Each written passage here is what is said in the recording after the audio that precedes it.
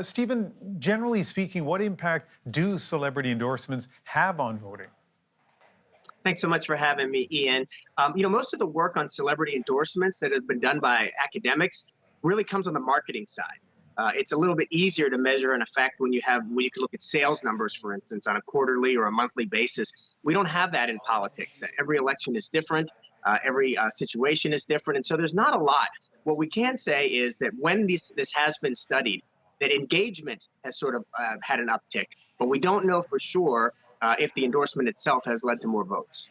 So let me give you a specific example in terms of numbers. After Taylor Swift's endorsement of Kamala Harris, so that was shared with her 272 million followers on Instagram. Vote.org, a nonpartisan organization, recorded more than 35,000 registrations. What do those numbers tell you?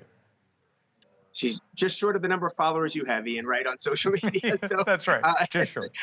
Yeah, look, this is what I mean by engagement, right? These folks are registering to vote. It doesn't mean that they will vote. And if they do vote, it doesn't mean that they will vote for Kamala Harris, whom she has endorsed. But it does mean that they're engaged. And the engagement part is a really an excellent step for the younger generation in the United States, because we know that that demographic tends to vote at a lower rate than other age groups. So if a candidate wants to motivate large groups of young people to vote for them, what do you think would be an effective strategy?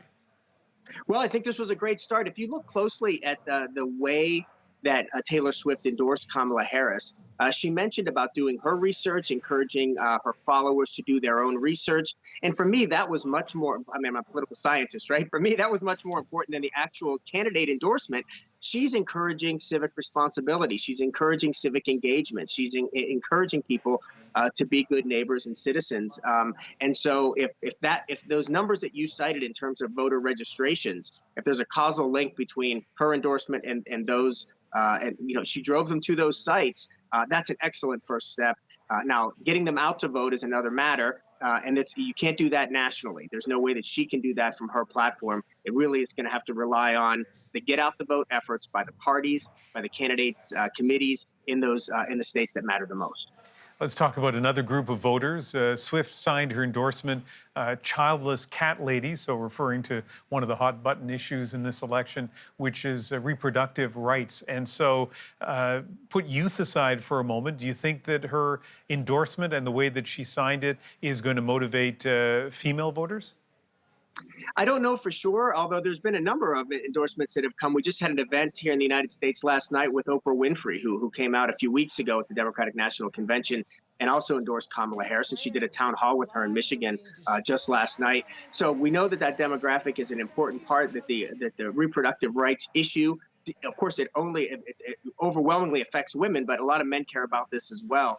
And I think the interesting thing that we'll be able to see is in those states where the Electoral College is going to make a determination, what do the demographics look like? A lot of talk about suburban women, suburban white women in particular, because that demographic has sort of gone back and forth since 2016. And that's certainly a demographic that Kamala Harris would like to win. And it's one that Donald Trump would like to win back because he lost it in 2020. Well, lots of reasons to watch exactly what the votes are going to be in November. This is one of them. Professor Caliendo, thank you very much. I'm so glad to be with you. I hope you have a wonderful evening.